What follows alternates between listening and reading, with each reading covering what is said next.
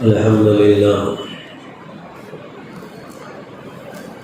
لله نحمده ونستعينه ونستغفره ونؤمن به ونتوكل عليه ونعوذ بالله من شرور أنفسنا ومن سيئات أعمالنا من يهده الله فلا مضل له ومن يضلل فلا هادي له ونشهد أن لا إله إلا الله وحده لا شريك له ونشهد أن سيدنا مولانا محمدا عبده ورسوله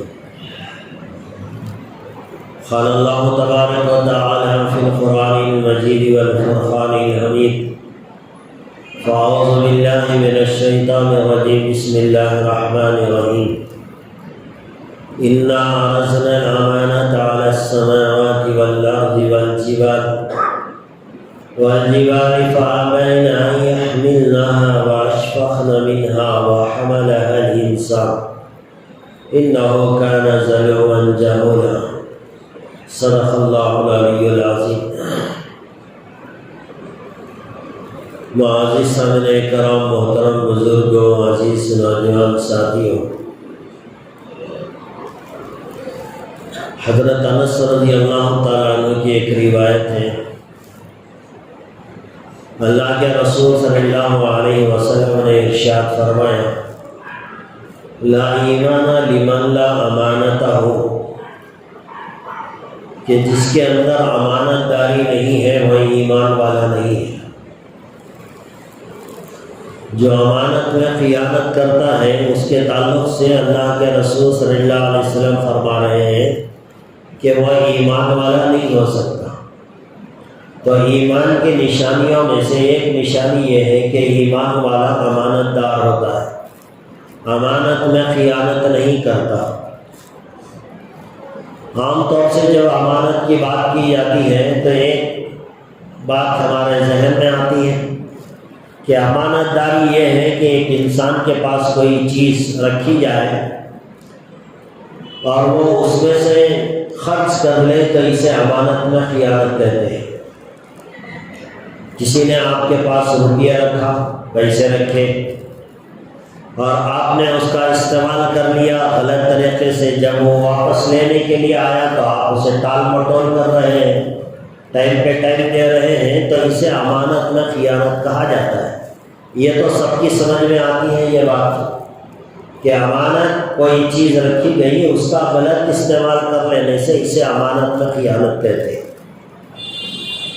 لیکن اس حدیث کے اندر جو بیان فرمایا گیا کہ لا ایمان لمن لا امانت ہو، کہ اس آدمی کا کوئی ایمان نہیں جس کے اندر امانت داری نہ ہو.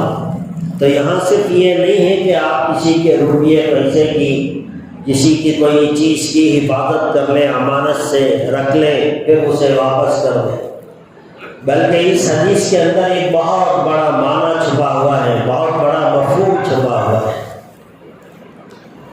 اللہ تبارک و تعالیٰ، اللہ کے رسول صلی اللہ علیہ وسلم فرما رہے ہیں کہ بھئی امانت داری یہ ہے کہ اللہ نے جتنی چیزیں بطور امانت کے ہم لوگوں کو دی ہیں ان ساری چیزوں کے اندر خیانت نہ کریں. ہماری زندگی جو ہے وہ اللہ کی امانت ہے. یہ زندگی ہم نے بازار سے نہیں خریدی. ہماری جو لائف ہے، ہمارا جو زندگی ہے، ہماری جو ٹائم چل رہا ہے، یہ پوری زندگی اللہ تبارک و تعالیٰ نے ہمیں بطور امانت کے دی ہے.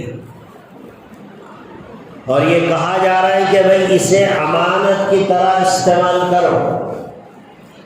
ایک آدمی آپ کے پاس جو ہے گاڑی لینے کے لیے آتا ہے کہ بھئی ضرورت ہے، آپ مجھے تھوڑی آپ کی 2 ویلر دے دیں یا 4 ویلر دے دیں، گاڑی دے دیں، ضرورت ہے، شام تک میں آپ کو یہ گاڑی واپس کرا دوں گا.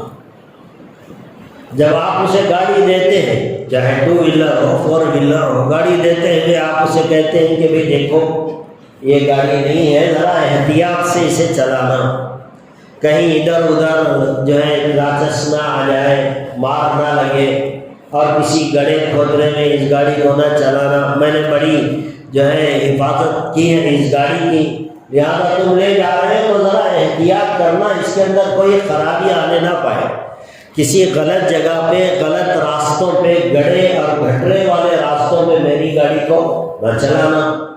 اب آپ کا لے جانے والا وہ گاڑی تو لے کے گیا، اور جو آپ نے اسے تاکید کی تھی کہ فلاں راستوں پہ نہ لے جانا، اس نے تو اس کی کوئی پرواہ نہیں کی۔ وہ گاڑی لے کے گیا، جہاں دل چاہا وہاں چلایا، اور گاڑی کے اندر دسیوں جگہ جو ہے ڈیمیج ہو گیا۔ پھر شام کو وہ گاڑی آپ کے پاس لا کر دے رہا ہے، تو ظاہر سی بات ہے آپ کتنے ناراض ہو گئے۔ آپ اس سے کہیں گے کہ میں نے گاڑی دیتے ہوئے بتایا تھا میری یہ گاڑی ہے، اسے ایسے ایسے استعمال کرنا، اس میں کوئی چیز ڈیمیج نہ کرنا، یہ تو میں نے تمہیں بتا کر دیا تھا، اور تم شام میں واپس لا کر مجھے دے رہے ہو، اس میں اتنی چیزیں ڈیمیج ہو گئی ہیں۔ تو آپ کو حق بنتا ہے کہ آپ اس کا گریبان پکڑیں، لوگوں کو جمع کریں، انصاف کا تقاضا کریں، تو یہ تو آپ کا حق بنتا ہے۔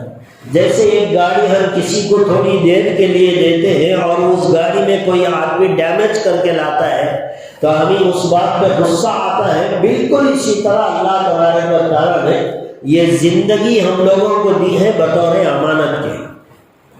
کہا کہ دیکھو میں نے کسی کو 50 سال دے دیے، کسی کو 60 سال دے دیے، کسی کو 80-90 سال دے دیے، یہ جو زندگی میں نے تم لوگوں کو دی ہے یہ امانت ہے، اور اس امانت کا صحیح طریقے سے استعمال کرنا، اس زندگی کو کہیں بھی ڈیمیج نہ کرنا۔ یہ زندگی ہماری نہیں ہے، یہ اللہ کی دی ہوئی امانت ہے، اللہ کی دی ہوئی نعمت ہے۔ اسی لیے شریعت اسلام میں خودکشی کرنا حرام ہے۔ یہ جان ہماری نہیں ہے کہ ہمیں بیزار ہو گیا، زندگی سے تنگ آ گئے، حالات نے ہمیں گھیرے میں لے لیا، پریشانیوں نے ہمیں جو ہے سمیٹ لیا، اب چلو ہم اپنی زندگی ختم کر دیں۔ یہ زندگی ختم کرنے کا اختیار ہم لوگوں کو اللہ نے نہیں دیا ہے۔ کہا کہ بھائی زندگی اللہ کی نعمت ہے، تم خودکشی نہیں کر سکتے، سوسائڈ نہیں کر سکتے۔ اور اسی طرح اللہ تبارک و تعالیٰ نے جو پارٹس ہم لوگوں کو دیے ہیں یہ بھی امانت ہے، اس میں ہمارا حق بالکل بھی نہیں ہے۔ یہ آنکھ امانت ہے، کان امانت ہے، ہاتھ امانت ہے، پیر امانت ہے، ہمارے جسم کا ایک ایک عضو اللہ تبارک و تعالیٰ نے بطور امانت کے دیا ہے۔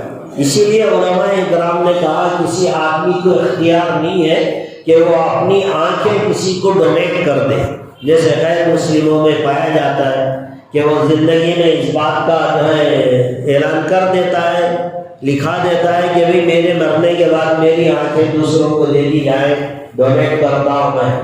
اس طرح کا اپنے پارٹس اور اپنے اعضاء کو کسی کے لیے ڈونیٹ کرنے کی اسلام اجازت نہیں دیتا، اس لیے کہ یہ ہماری نہیں ہے، یہ چیزیں ہماری نہیں ہیں، یہ آنکھیں ہماری نہیں ہیں، یہ گردے ہمارے نہیں ہیں، جسم کا ایک ایک پارٹس اللہ نے بطور امانت کے لیے۔ ہاں علماء کرام نے ایک بات کی اجازت دی ہے کہ بھئی ضرورت پڑ جائے کسی کو آپ خون ڈونیٹ کر سکتے ہیں۔ خون ڈونیٹ اس لیے کیا جا سکتا ہے کہ بھئی خون آپ نے یہاں ڈونیٹ کیا، پھر آدھے گھنٹے کے اندر انسان کی باڈی میں اتنی طاقت ہے کہ وہ جتنا خون اس کے جسم سے نکلا ہے اللہ تبارک و تعالیٰ پھر اس خون کے اس کے جسم میں خون دوبارہ پیدا کر دیتے ہیں۔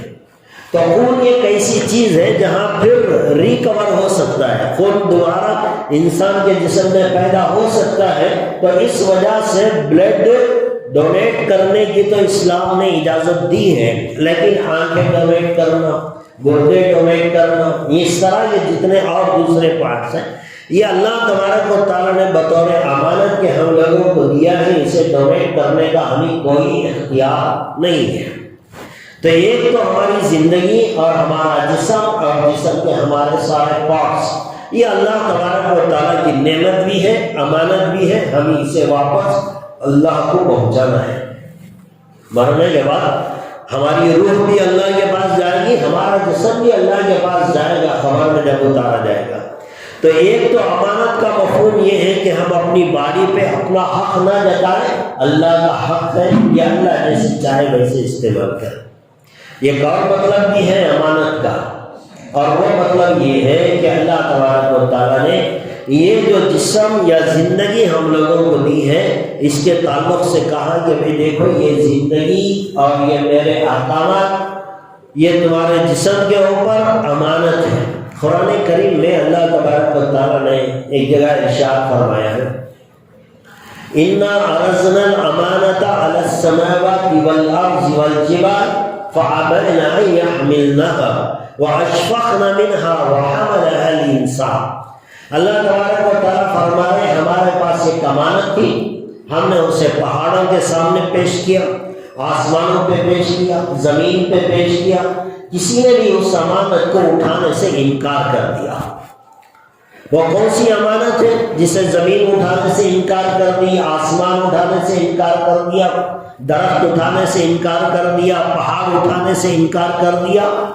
اور پھر آگے اللہ فرماتے ہیں انسان سے جب ہم نے کہا کہ اس امانت کو اٹھاؤ تو انسان نے قبول کر لیا۔ وہ امانت کیا ہے؟ وہ امانت یہ ہے کہ اللہ تبارک و تعالیٰ نے ان ساری مخلوقات کو، جس میں آسمان ہے، زمین ہے، پہاڑ ہے، درخت ہے، یہ ساری چیزیں، ان کے سامنے اللہ نے یہ امانت داری کی بات کہی اور یوں کہا کہ دیکھو میں ایک زندگی تمہیں دوں گا، آسمان کو، پہاڑوں کو، زمین کو، ایک زندگی میں تمہیں دوں گا اور اس میں اختیار دے دوں گا تمہیں کہ تم جو چاہے کر سکو، جہاں چاہے جا سکو، جو چاہے کر سکو، وہ ایسا اختیار میں تم لوگوں کو دے دوں گا، جو دل میں آئے تم کر سکتے ہو، لیکن اس کے اندر ایک شرط میری یہ ہوگی کہ جہاں میں چاہوں گا وہاں استعمال کرو تو یہ میری امانت داری ہوگی، اور اگر اس کا غلط استعمال کرو گے تو یہ امانت میں خیانت ہوگا۔ آسمان نے کہا نہیں، یہ ہمارے سے نہیں ہو سکتا، ہمیں اختیار بھی نہیں چاہیے اور تمہارے احکامات بھی نہیں چاہیے، ہم نہیں چل سکتے۔ پہاڑ نے بھی کہا نہیں، ہمارے بس کی بات نہیں، آپ جہاں ایک جگہ پیدا کر دیے ہم وہیں کھڑے رہیں گے، زندگی گزار لیں گے، ہمیں اختیار نہیں چاہیے اور نہ ہی آپ کی امانت کو اٹھانے کی طاقت ہمارے پاس موجود ہے۔ آپ دیکھتے ہیں آسمان کو اللہ نے جیسے بنایا ویسے کھڑا ہے، زمین کو اللہ نے جیسے بچھایا ویسے پڑی ہوئی ہے، درخت اپنی جگہ جہاں پیدا ہو گیا وہاں کھڑا ہے، پہاڑ اپنی جگہ ہے، یہ اپنی مرضی سے ایک جگہ سے دوسری جگہ نہیں جا سکتے، نہ آسمان جا سکتا ہے، نہ زمین جا سکتی ہے، نہ پہاڑ جا سکتا ہے، نہ درخت جا سکتا ہے، ان کو کوئی اختیار نہیں دیا، وہ اپنی جگہ کھڑے رہے۔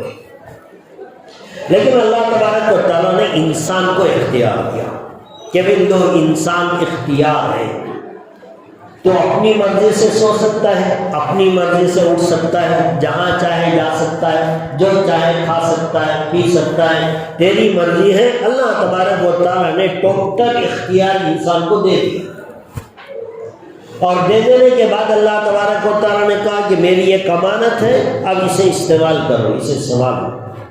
کہا کہ جو میں کہوں گا وہ کرنا ہے، جس سے میں روکوں گا اس سے رک جانا ہے، یہ امانت داری ہے۔ اب انسان نے قبول کر لیا، اللہ نے انسان کو اختیار بھی دے دیا، احکامات بھی دے دیے۔ پہاڑوں نے اختیار حاصل نہیں کیا، پہاڑوں کے لیے کوئی احکامات نہیں، کوئی کنڈیشن نہیں، کوئی ان کے اوپر حکم لاگو نہیں ہوتا، ان کے لیے نہ کوئی حلال ہے نہ کوئی حرام ہے، ایک طرح سے اللہ نے جہاں بنایا وہاں بیٹھے۔ لیکن انسان نے کہا کہ نہیں ہم یہ امانت اٹھائیں گے، تو اللہ نے انسان کو یہ چیزیں دے دی۔ اب آپ کہیں گے کہ کب اللہ نے ہم سے پوچھا، کب اللہ نے ہم سے پوچھا اور کب ہم نے اس کا اقرار کر لیا، کب اختیار دے دیا ہمیں؟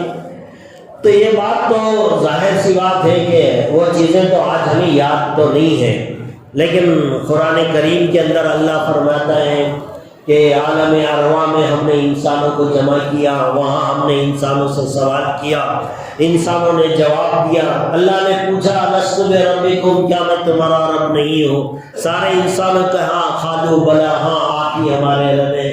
پھر اللہ تبارک و تعالیٰ نے انسان سے کہا اب تمہاری آزمائش ہوگی، چلو دنیا میں تمہیں اختیار دے دوں گا، حرام کمانا چاہو حرام کماؤ، حلال کمانا چاہو حلال کماؤ، حلال زندگی کرنا چاہو وہ بھی اختیار ہے، حرام کرنا چاہو وہ بھی اختیار ہے۔ ساری چیزوں کا اختیار دے کر اللہ نے ہمیں دنیا میں بھیجا۔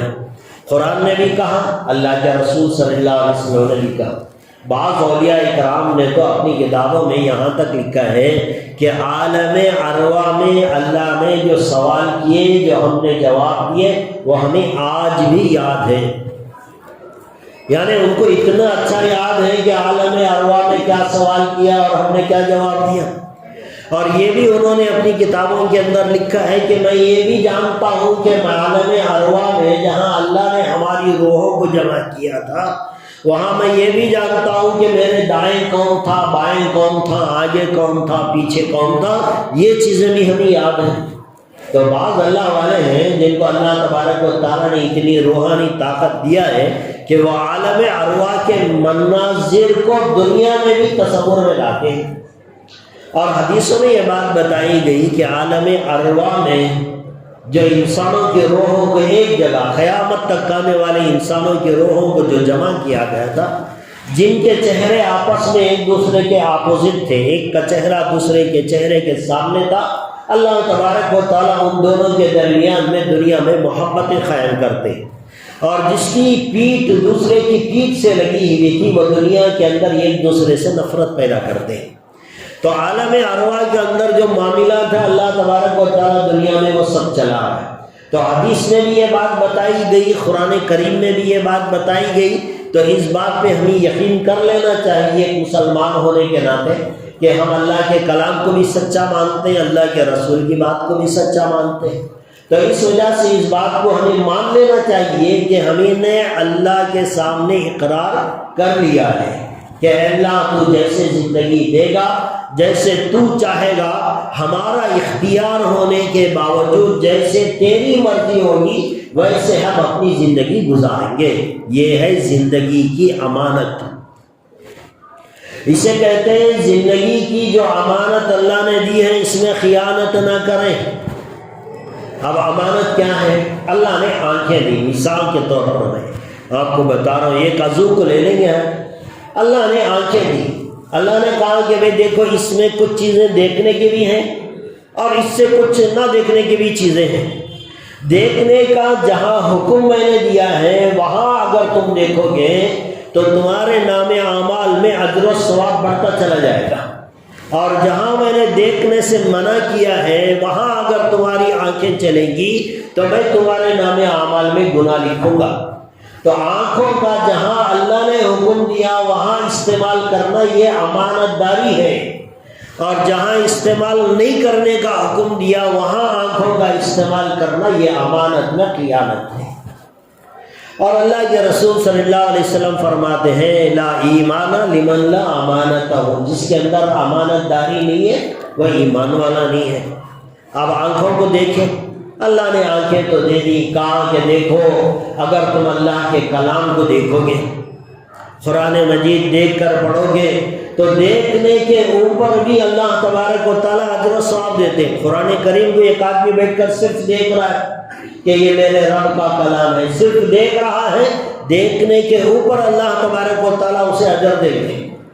ایک آدمی اپنے ماں باپ کو محبت بھری سی نگاہ سے دیکھتا ہے، اللہ کے رسول صلی اللہ علیہ وسلم نے فرمایا کہ جو آدمی اپنی ماں کو یا باپ کو ایک بار بھی محبت کی نگاہ سے دیکھے گا اللہ تبارک و تعالیٰ اسے ایک مقبول حج کا ثواب دیں گے۔ جہاں حکم دیا وہاں دیکھو اجر بڑھ جائے گا۔ ایک صحابی نے کہا اگر کوئی آدمی دن میں 10 مرتبہ دیکھ لے، حج کا ثواب تو بہت بڑی چیز ہے نا۔ اللہ کے رسول صلی اللہ علیہ وسلم سے کسی نے پوچھا کہ کوئی آدمی دن میں 10 مرتبہ اپنی ماں کو محبت کی نگاہ سے دیکھے؟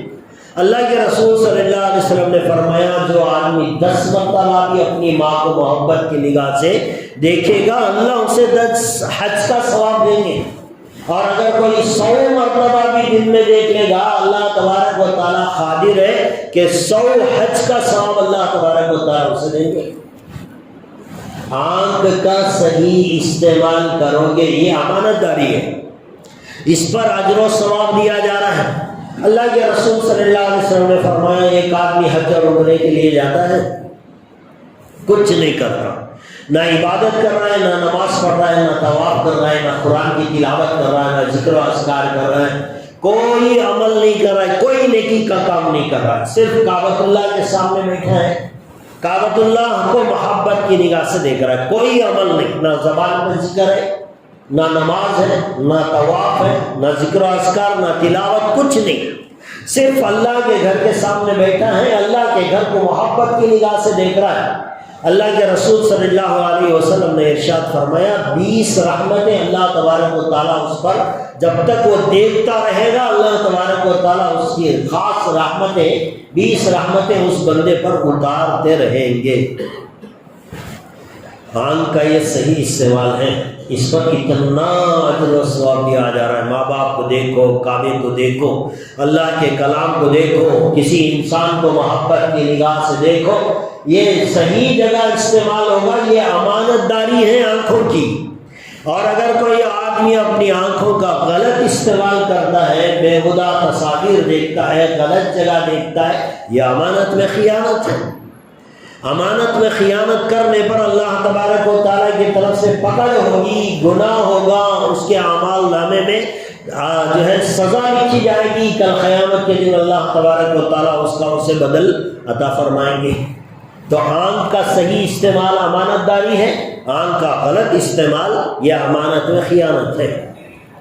اسی طرح اور آگے بڑھے، ہماری زبان ہے، زبان تو ایک گوشت کا ٹکڑا ہے، لیکن اس کے اوپر تو سارا ڈیپینڈ کرتا ہے آخرت۔ یہی ایک زبان کا اندر، زبان یہ گوشت کا ایک ٹکڑا ہے، یہ گوشت کا ایک ٹکڑا انسان کی آخرت یا تو بناتا ہے یا پھر بگاڑتا ہے۔ اسے صحیح استعمال کرو، زبان کو امانت داری کے ساتھ استعمال کرو گے تو یہ زبان تمہیں جنت میں لے جائے گی، اور اگر اسی زبان کا تم غلط استعمال کرو گے، زبان کے اندر خیانت کرو گے، تو یہی زبان انسان کو جہنم کے گڑھے میں لے جائے گی۔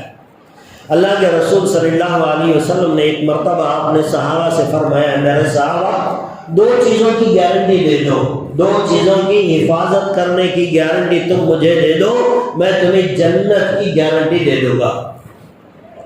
2 چیزوں کی حفاظت اپنے باڈی میں، اپنے جسم میں، 2 چیزوں کی حفاظت کی گارنٹی تم مجھے دے دو، میں تمہیں جنت کی گارنٹی دے دوں گا۔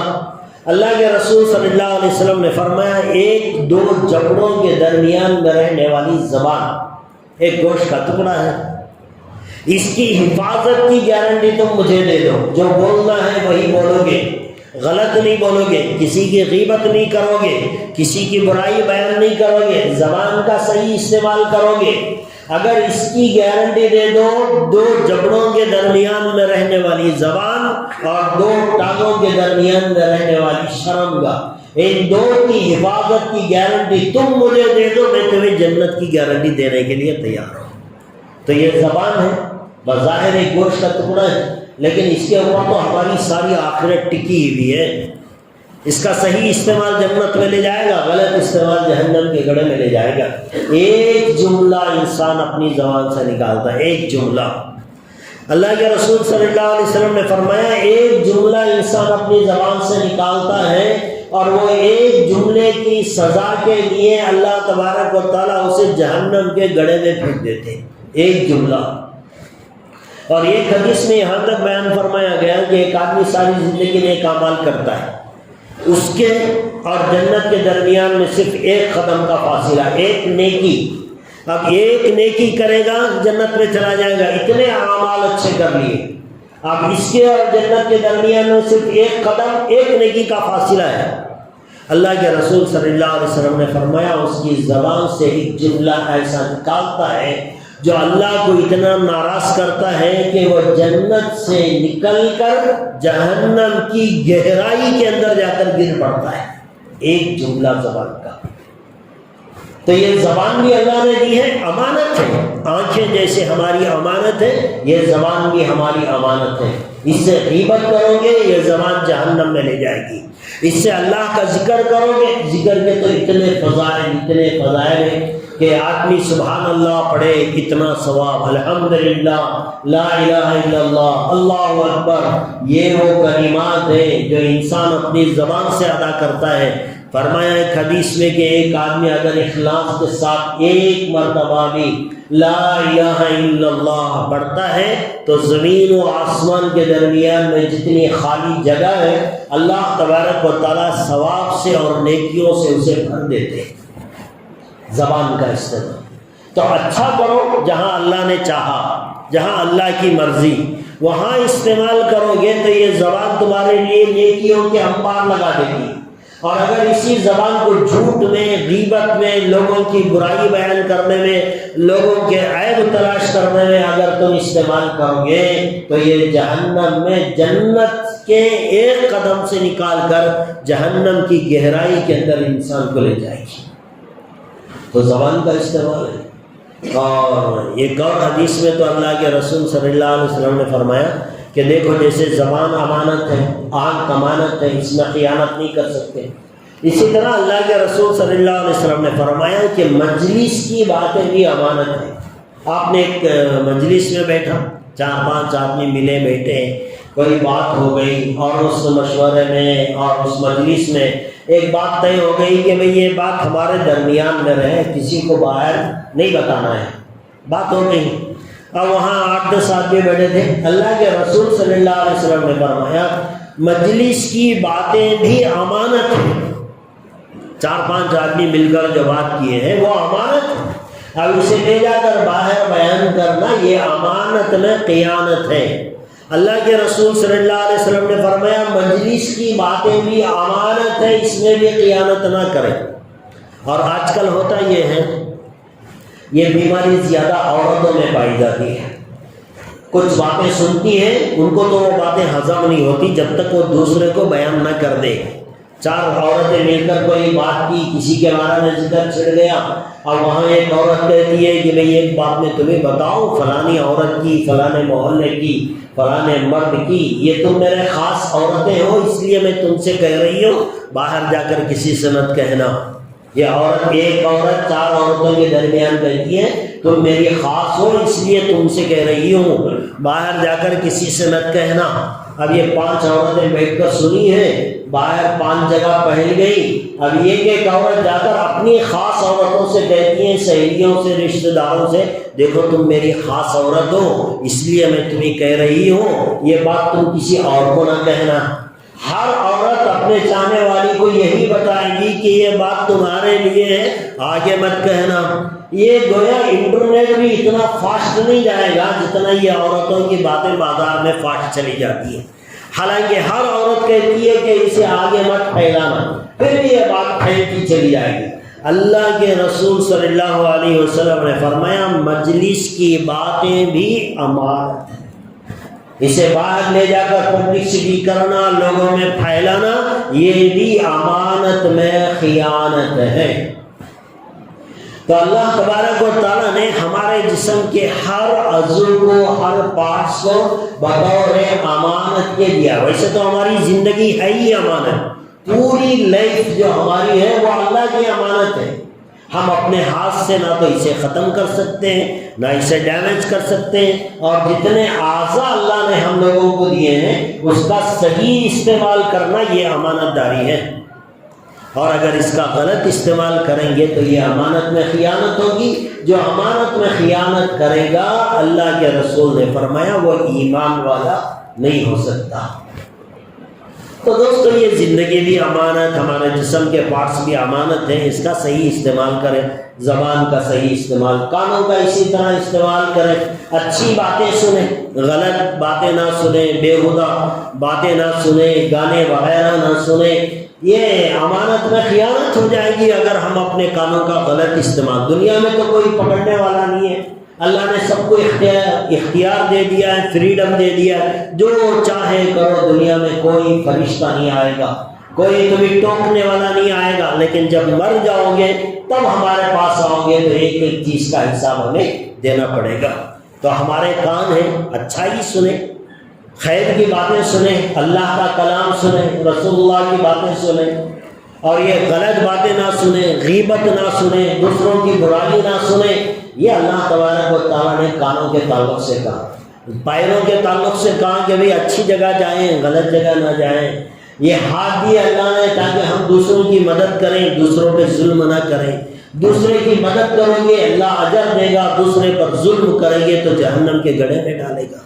اس طرح اللہ تبارک و تعالیٰ نے ہمارے جسم کو بلکہ ہماری پوری زندگی کو بطور ایک امانت کے اللہ نے ہم لوگوں کو دیا ہے، اس کے اندر خیانت کرنے کا ہم میں سے کسی کو کوئی حق حاصل نہیں ہے۔ اس سے آگے چلیے ایک بات اور بھی میں آپ کو بتا دوں، اللہ نے ہمارے جسم کے علاوہ ظاہری نعمتیں، کسی کو رہنے کے لیے مکان دیا، اللہ کی نعمت ہے، اللہ کی امانت ہے۔ کسی کو مال دیا اللہ تبارک و تعالیٰ نے، یہ مال بھی امانت ہے۔ مال جو اللہ نے دیا ہے یہ بھی امانت ہے۔ اس کے تعلق سے بھی اللہ نے حکم دیا کہ بھئی یہاں استعمال کر سکتے ہو، یہاں استعمال نہیں کر سکتے۔ جہاں استعمال کرنے کی چیزیں بتائی گئی ہیں وہاں اجر و ثواب ہے۔ ایک آدمی بڑی محنت کر کے کماتا ہے، تھوڑا بہت پیسہ لاتا ہے، اپنی بیوی اور بچوں پہ خرچ کرتا ہے، کھانے کا انتظام کر رہا ہے، بچوں کے لیے کپڑوں کا انتظام کر رہا ہے، بچے بیمار ہو گئے اور جو ہے اس کے لیے ڈاکٹر کا انتظام کر رہا ہے، دوائی کا انتظام، یہ جو خرچ کیا جاتا ہے حالانکہ وہ اپنے مکان میں اپنی بیوی بچوں کے لیے خرچ کر رہا ہے، لیکن قیامت کے دن یہ سارا خرچ اللہ تبارک و تعالیٰ نیکیوں کے ترازو میں رکھ کر تولیں گے۔ اپنی بیوی کو کھلا رہا ہے، اپنی بیوی کے لیے کپڑے خرید رہا ہے، اپنے بچوں کے لیے دوا کا انتظام کر رہا ہے، یہ سب بیکار نہیں جائے گا، اس لیے کہ اللہ نے مال دیا اور یہ اللہ نے حکم دیا کہ یہاں خرچ کرو۔ تو اپنی بیوی، اپنے بچے، اپنے ماتحت میں رہنے والوں پہ جو بھی ایک روپیہ بھی جو ہم خرچ کریں گے وہ سارے کا سارا کل قیامت کے دن نیکی کے پلڑے میں رکھ کر تولا جائے گا۔ اللہ کے رسول صلی اللہ علیہ وسلم سے پوچھا گیا کہ بہترین صدقہ کون سا ہے، یعنی صدقے کا ثواب، صدقہ کرنے کے بڑے فضائل ہیں۔ پوچھا گیا کہ بھائی صدقے کا ثواب کہاں زیادہ ملے گا؟ مسجد پر دینے پر، مدرسے میں دینے پر، غریب کو دینے پر، کہاں؟ صدقے کا بہترین اجر اللہ تبارک و تعالیٰ کہاں دیں گے؟ تو اللہ کے رسول صلی اللہ علیہ وسلم نے فرمایا صدقے کا سب سے زیادہ اجر و ثواب وہ ملے گا جہاں تم اپنی بیوی بچوں پہ اپنا مال خرچ کرتے ہو۔ اپنی بیوی، اپنے بچے، اپنا گھر، گھر کا کرایہ، اپنی گھر کی ضرورتیں، ہماری بیسک ضرورتیں جو ہماری ہیں وہ جو ہم خرچ کریں گے، دوسرے کو دینے پر جو اجر و ثواب ملے گا اس سے بہترین اجر و ثواب اپنے گھر والوں پہ خرچ کرنے پر اللہ تبارک و تعالیٰ دیں گے۔ اللہ نے مال دیا، اجر بھی دیا، کہاں؟ دیکھو یہ جگہ ہے استعمال کرنے کی، یہاں استعمال کرو گے تمہیں بہترین اجر ملے گا، بھلے سے وہ تمہاری بیوی بچے ہو، صحیح جگہ ہے، استعمال کرو یہاں۔ اب یہاں استعمال کرو گے تو ثواب ملے گا۔ اور بعض جگہ ایسے ہیں جہاں اللہ نے کہا دیکھو یہ مال ایک امانت داری ہے، اس کا استعمال نہیں کیا جا سکتا، فضول خرچی سے منع کیا گیا، اور کہاں فضول خرچ کرنے والا وہ شیطان کا بھائی ہے۔ اور ایسی جگہ جہاں حرام کاموں کے اندر استعمال ہوتا ہے، ایسی جگہ کے اوپر اگر کوئی آدمی اپنا مال استعمال کرتا ہے تو اس کا حساب دینا ہوگا۔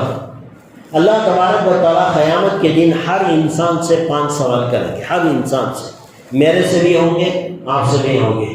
حدیث میں آیا جب تک بندہ 5 سوالوں کا جواب نہیں دے دے گا اپنی جگہ سے ایک قدم آگے نہیں بڑھ سکتا۔ 5 سوال، خبر میں تو 3 ہوں گے، میدان محشر میں خبر میں جو سوال ہوں گے وہ تو فرشتے کریں گے، لیکن قیامت کے میدان میں جو سوالات ہوں گے وہ اللہ کریں گے۔ اللہ کے سامنے کھڑا کر دیا گیا، جب تک 5 سوالوں کا جواب نہیں دیا جائے گا وہ اپنی جگہ سے ایک قدم نہیں ہل سکتا۔ اور 5 سوالوں میں سے 2 سوال تو مال سے، 5 سوالوں میں 2 سوال تو صرف مال سے تعلق رکھتے ہیں۔ اللہ تبارک و تعالیٰ پوچھیں گے مال کمایا کہاں سے تھا، خرچ کہاں کیا تھا، یہ 2 سوال الگ الگ ہوں گے۔ کمانا کیسا تھا وہ بھی بتانا پڑے گا، خرچ کہاں کیا ہے وہ بھی بتانا پڑے گا۔ اب یہ امانت داری ہے، مال جو اللہ نے دیا وہ امانت ہے، اس کا صحیح استعمال امانت داری، غلط استعمال یہ امانت میں خیانت ہے۔ اب یہ جو مال اللہ نے دیا ہے اگر ہم اپنی ناجائز خواہشوں پر پورا کریں گے، کسی نے ناچنے والوں کو بلا لیا، گانے والوں کو بلا لیا، شادی بیاہ میں اسراف خرچ کیا، بیجا رسومات کے اوپر اس نے خرچ کیے، اس طرح جہاں غلط استعمال پیسے کا ہوتا ہے یہ امانت میں خیانت ہے۔ یہ پیسے یہ ہمارا مال نہیں ہے۔ لوگ کہتے ہیں میرا پیسہ ہے، میرے باپ کی کمائی ہے، جہاں میرا دل چاہے میں کروں گا، نہیں، یہ پیسہ نہ ہماری کمائی ہے نہ ہمارے باپ کی کمائی ہے، وہ تو اللہ نے دی ہے اور اللہ اس کا حساب و کتاب لینے والے ہیں۔ لہٰذا دوستو اس مال کو یا تو اپنے بیوی بچوں پر استعمال کریں یا پھر ضرورت مندوں پر استعمال کریں، جس سے انسان کی آخرت بنتی ہے۔ اگر اسے غلط جگہ پہ استعمال کیا تو اس کے نقصانات دنیا کے اندر بھی ہوں گے اور آخرت کے اندر بھی ہوں گے۔ اب یہ مال جو اللہ نے دیا دنیا کے اندر، یہ جو غریب مالدار اللہ نے پیدا کیا وہ انسان کا اپنا ٹیلنٹ نہیں ہے۔ کوئی مالدار یہ نہ سمجھے یہ تو میرا ٹیلنٹ ہے، یہ میری سوچ ہے، میری صلاحیت ہے اور مجھے عقل زیادہ ہے، میں بہت پڑھا لکھا انسان ہوں اس لیے یہ دولت میں نے کما لی۔ نہیں، دولت کی تقسیم اللہ نے اپنے فضل سے کی ہے۔ جسے چاہا غریب بنایا، جسے چاہا مڈل کلاس میں رکھا، جسے چاہا مالدار بنایا، وہ تو اللہ کی دین ہے۔ کوئی آدمی اپنے بل بوتے پر مالدار نہیں بن سکتا دنیا میں، ورنہ بڑے بڑے لکھے پڑھے لوگ معمولی پیسوں کے لیے ان پڑھ انسانوں کے ہاتھ میں کام کرتے ہیں۔ مالک جو ہے وہ انگوٹھا چھاپ ہے، بڑے بڑے انجینئر اس کے تابع ہو کر کام کر رہے ہیں۔ تو معلوم ہوا کہ بھئی پڑھائی پر ڈیپینڈ نہیں ہے مال کا آنا۔ انسان اچھا پڑھ لیا ضروری نہیں کہ وہ مالدار بن جائے، اور ایسا بھی نہیں کہ بھئی ماں باپ مالدار تھے تو یہ بھی مالدار بنے گا، نہیں۔ ایسے بہت سارے انسانوں کو آپ نے دیکھا کہ ان کا خاندانی رشتہ تو رئیسوں سے تھا، باپ دادا بڑے رئیس تھے، بہت کے مالدار تھے، شہر کے کروڑ پتی انسان تھے، لیکن اب آتے آتے اولاد فقیر بن گئی۔ تو معلوم ہوا کہ نسل سے بھی مالداری نہیں چلتی، نہ علم سے مالداری آتی ہے، اور نہ انسان اپنی عقل سے مال کما سکتا ہے۔ بڑے بڑے اچھے سمجھدار اچھی عقل رکھنے والے انسان ہیں، چھوٹی موٹی نوکری کرتے ہیں، بے وقوفوں کے ہاتھوں میں بھی اللہ نے دولت دے دی ہے۔ تو یہ جو مال کی تقسیم اللہ نے کی وہ اپنے فضل سے کی ہے۔ دنیا میں کوئی غریب بن گیا اس میں اس کی کوئی خامی نہیں، کمزوری نہیں ہے، وہ اس کا قصور نہیں ہے۔ کوئی غریب پیدا ہو گیا دنیا میں تو یہ اس کی کمزوری نہیں ہے، کوئی آدمی مالدار بن گیا تو یہ اس کی خوبی نہیں ہے۔ آپ کو حق نہیں ہے کہ اگر اللہ نے آپ کو مال دیا تو کسی غریب کو حقارت کی نگاہ سے دیکھیں۔ مالدار کو مالداری بھی اللہ نے دی ہے، غریب کو غریبی بھی اللہ نے دی ہے۔ یہ تقسیم اللہ نے اپنے فضل سے کی ہے۔ اب اللہ آزما رہے ہیں، غریب کو بھی آزما رہے ہیں، مالدار کو بھی آزما رہے ہیں، دیکھ رہے ہیں۔ سب کا امتحان چل رہا ہے، یہ دنیا دارالامتحان ہے، سب کا حساب کتاب قیامت کے دن سب کے سامنے آ جائے گا کہ کون کیا کیا۔ تو دوستو یہ مالداری بھی ایک امانت ہے، اس کے اندر خیانت نہ کریں، بے جا اسراف نہ کریں اور ایسی جگہ خرچ نہ کریں جہاں اللہ تبارک و تعالیٰ نے منع کیا ہے، گانے پر اور اسی طرح ناجائز جتنی چیزیں ہیں اس کے اوپر مال خرچ کرنے سے اللہ نے منع کیا۔ اگر اس مال کا صحیح استعمال اگر ہمارا ہو جائے تو دنیا کے اندر سے بہت ساری برائیوں کا خاتمہ ہو جائے، اور اس کے صحیح استعمال کی وجہ سے اللہ دنیا کے نظام کو چلائیں گے۔ حدیث میں فرمایا گیا کہ جب دنیا میں پورے مالدار جتنے مالدار ہیں وہ سارے مالدار اپنے مال کا صحیح زکوٰۃ نکال دیں، جتنے مالدار ہیں جن پر زکوٰۃ واجب ہے وہ سارا اپنا مال کا صحیح زکوٰۃ نکال دیں گے، دنیا میں کوئی بھی مسلمان غریب نہیں رہے گا، کوئی بھی۔ آپ سمجھیں کہ شاید یہ بات غلط ہو، نہیں، ایسا دور گزرا ہے اور قیامت کے قریب پھر آئے گا۔ حضرت عمر بن عبدالعزیز رحمۃ اللہ علیہ کے زمانے میں اتنا مال تھا کہ لوگ اپنے مال کی زکوٰۃ نکالتے تھے، لینے والا نہیں ملتا تھا، ہر آدمی صاحب استطاعت پیسہ لے کر شہر کے باہر چلے جاتے ہیں کہ بھئی کوئی مسافر مل جائے، کوئی غریب مل جائے، ہم اسے اپنا زکوٰۃ کا پیسہ دے دیں۔ شام تک انتظار کرتے، کوئی ایک بھی زکوٰۃ کا پیسہ لینے والا نہیں ملتا تھا۔ یہ کب ہوا؟ جب مالدار اپنے مال کی صحیح معنوں میں زکوٰۃ ادا کریں۔ یہ مالداروں کے تعلق سے مال کا صحیح استعمال ہو جائے گا، دنیا کے اندر سے غریبی بھی ختم ہو جائے گی، اور اس غریبی کی وجہ سے جتنی برائیاں دنیا میں پھیل رہی ہیں وہ بھی ختم ہو جائیں گی۔ آج مالداروں کے پاس تو مال کی کوئی کمی نہیں۔ اللہ نے بہت بڑا طبقہ ایسا ہے مسلمانوں میں جن کو اللہ نے بے شمار دولت سے نوازا ہے، مالوں سے نوازا ہے، ان کے پاس مال سڑ رہا ہے، پڑا ہوا ہے، ان کی ضروریات سے زیادہ ہے، ان کی اولاد بھی اگر خرچ کر دیں تب بھی بچ جائے گا، اتنا مال پڑا ہوا ہے۔ ایسے بھی مالدار ہیں دنیا میں، لیکن غریب ہیں اپنی جگہ، فقیری ان کی جگہ ہے۔ کوئی غریب آج زکوٰۃ کے مال کی بنیاد پر اپنی غریبی کا خاتمہ نہیں کر پا رہا ہے۔ حالات لوگوں کے کیا ہیں، کن دور سے آج کا مسلمان، غریب مسلمان گزر رہا ہے، آپ اندازہ نہیں کر سکتے۔ الحمدللہ میں آپ کو بتاؤں، ابھی پیر کے دن ہم نے جو ہے 27 نکاح کیے غریب بچیوں کے۔ ایسے ایسے رشتے بھی ہمارے پاس آئے تاکہ ہمیں معلوم ہو کہ بھی ہماری قوم پوری کی پوری خوشحال نہیں ہے، ہماری قوم میں ابھی بھی غریبی کے نیچے کا طبقہ بھی پایا جاتا ہے، غریبی کے نیچے کا طبقہ۔ ایک آدمی میرے پاس آئے ہیں، ایک بوڑھے میاں کو ساتھ میں لے کر، ان کی نواسی کا نکاح میرے پاس انٹری کرانا تھا۔ وہ آئے آ کر کہا کہ دیکھو یہ ماموں ہیں، ان کی نواسی کا نکاح کرنا ہے، آپ ذرا انٹری کر لیں۔ میں نے پوچھا کہ بھئی کیسے، یہ آپ کیسے جانتے ہیں؟ تو وہ جو ساتھ میں لایا تھا وہ آدمی کہنے لگا یہ ہمارے گلی میں 2-3 دن میں ایک مرتبہ وہ گاڑی میں ڈھکیل کر کچھ کمزور قسم کا فروٹ بیچتے ہیں، اچھا فروٹ نہیں، سڑا ہوا، کچھ گلا ہوا، کچھ ڈیمیج فروٹس جو ہوتا ہے، یعنی کم ترین فروٹ کم قیمت پر بیچنے والا ایک بوڑھا آدمی۔ اور میں ان کے پاس سے لیتا ہوں، وہ آدمی کہہ رہا میں ان کے پاس سے لیتا ہوں، میرے گھر میں 2-3 پرندے ہیں، طوطے ہیں، میں نے پالا، ان کے پاس سے جام اور موز وغیرہ لیتا ہوں۔ تو چند دنوں سے یہ مجھے نظر نہیں آیا۔ یہ جو بات بتا رہا ہوں میں باہر کے نہیں، چنتامنی کی بات کر رہا ہوں، ایک محلے کی بات کر رہا ہوں آپ کو۔ اور وہ کہہ رہے ہیں کہ 8-10 دن ہو گئے، وہ بابو مجھے نہیں ملے، تو اتفاق سے میری ان سے ملاقات ہو گئی باہر۔ میں نے ان سے پوچھا مامو کیا بات ہے، آج کل گاڑی میں فروٹ نہیں لا رہے؟ تو وہ مجھے کہنے لگے کیا کروں، اب وہ گاڑی میرے پاس نہیں ہے۔ پوچھا کیوں؟ وہ تو تمہاری خاص گاڑی تھی، ڈھکیلنے کی گاڑی، وہ تو تمہاری خاص گاڑی تھی، اسے کیا ہو گیا؟ ٹوٹ گئی، کوئی پنچر ہو گئی، کیا ہو گیا؟ کہا نہیں میں نے وہ گاڑی بیچ دی ہے۔ کہا کیوں بیچی ہے؟ میری ایک نواسی ہے، میرا جو ہے وہ داماد دنیا میں نہیں ہے، اب میری نواسی کی شادی کرنا میری ذمہ داری ہے، بات چیت کے لیے لوگ آئے تھے، رشتہ طے ہو گیا ہے، اس کے اخراجات کرنے کے لیے میرے پاس سوائے اس ڈھکیلنے والی گاڑی کے اور کوئی بھنڈوال نہیں تھا، تو میں نے اس گاڑی کو بیچ دیا ہے۔ یہ چنتامنی کے ایک محلے کی بات کر رہا ہوں، اللہ کے گھر میں کھڑا، ڈھکیلنے کی گاڑی ایک آدمی اپنی نواسی کی شادی کرنے کے لیے بیچ رہا ہے، ظاہر سی بات ہے اس گاڑی کی قیمت کیا ہوگی اور اس سے وہ شادی کیا پاک کرے گا۔ اب وہ آ کر بڑی عاجزی سے کہہ رہا ہے حضرت آپ کچھ بھی کریں، حالانکہ ہم نے روک دیا تھا 20 پر 3 شادیوں کو ہم نے روک دیا تھا کہ آپ آگے نہیں کریں گے، ہمارے پاس بھی بجٹ کی کمی تھی۔